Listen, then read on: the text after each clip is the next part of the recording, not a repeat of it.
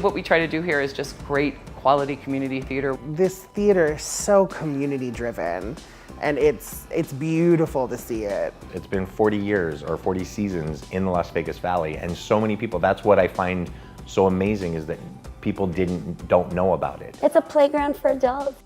Located just 1 mile off the Strip in Chinatown, sits the oldest community theater in the Las Vegas Valley, the Las Vegas Little Theater. Formed in 1978 by Jack Bell and Jack Nicholson, their mission has always been to increase awareness of theater arts in Southern Nevada, provide quality productions, and offer educational, hands-on opportunities in all facets of theater production. The LVLT has grown from their humble 48-seat theater capacity to house 2 stages that put on 12 shows a season. We produce 6 shows in the main stage, 5 shows in the black box, and then a summer musical, so 12 altogether.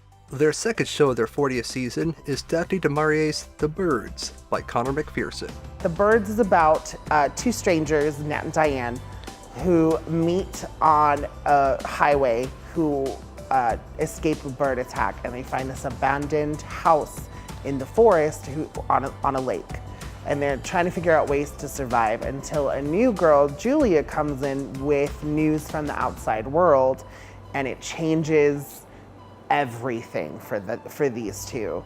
And then there might or might not be a neighbor who lives close by who's still alive, who brings even more turmoil into Diane's world. So it's definitely a thriller. There are some funny moments, but this show is definitely a good October themed show for everybody to see. Diane, basically, she's a writer. I think she was a little bit of like a passive person. Now she's learning to become a stronger person kind of in this situation where it's the end of the world, and I think she realizes by the end of it that she has to become a stronger person in order to survive.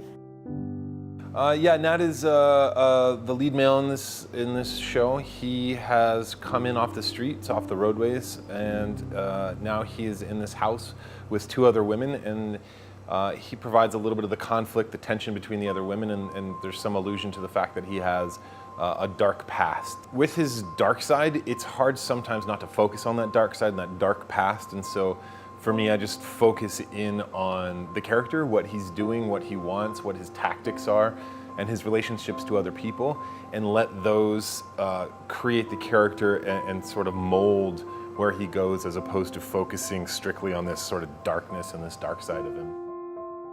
I play a character named Julia, and she is this young, attractive woman who comes to this house and joins Diane and Nat, who have taken over this house that has been abandoned by the previous owners because of the birds.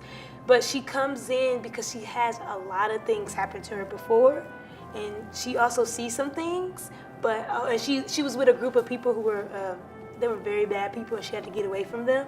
But luckily, she finds this safe house with Diane and Nat. My character is a loner that is basically stalking the other characters in the play from across the lake. He's lonely and he wants company of some sort, and he makes an appearance later in the play with some pivotal information that actually changes the course of the rest of the play. But it's basically it's post-apocalyptic. He wants to be, with somebody, but it just doesn't work out that way. This show makes you ask, who's really the monster? Is it the birds or is it humans? And that's why I like this show so much. It makes you think. I remember when I first started doing shows here, I was working a 9-to-5 type job, and the people there would say, "You do all this for free? You do all this rehearsal and everything? Why?" And I said, "It's what makes my heart feel good. It doesn't cost me anything. It's what makes me feel good. I can't wait to go there at night." And I think that's really what we try to do here, is give people a home, a place to go and have a family and be a part of something. All these people, I've literally met all of my friends here at Las Vegas Little Theater. My best friend of 12 years I met doing my first show here. So it's very family, very loving, very caring area. It always feels like coming back home whenever I get to do a show here, so it's really great. This is a very warm, generous place. It's very exciting to be around people that are passionate, that enjoy what we do. And so you can come in here and you can really take a lot of risks here without too much judgment, actually without any judgment. You get a lot of great feedback, a lot of support and sort of nurturing for our craft. So it's a wonderful place to be and it's a wonderful place to work, absolutely. What I love the most about Las Vegas Little Theater is that it's like a small family of people that you get to meet everyone. Once you're in the show, you get to meet everyone that's involved with the theater. And they remember you, they know your name, they welcome you with like hellos, hugs, whatever you need. They bring you food, and they also know their stuff. Like, you can learn a lot from the directors, from the backstage people, from the lights, from the sound. Like, you can learn a lot from costumes. So it's so much talent within this little theater and the community. So they make you better and they make you feel welcome. Because it's community theater, so we have built a community within the community, so to speak.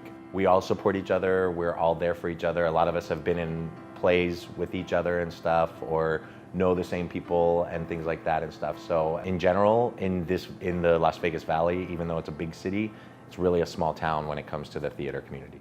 I would say come to LVLT, and if you don't come here, go to any of the other great local theaters around here, support the arts.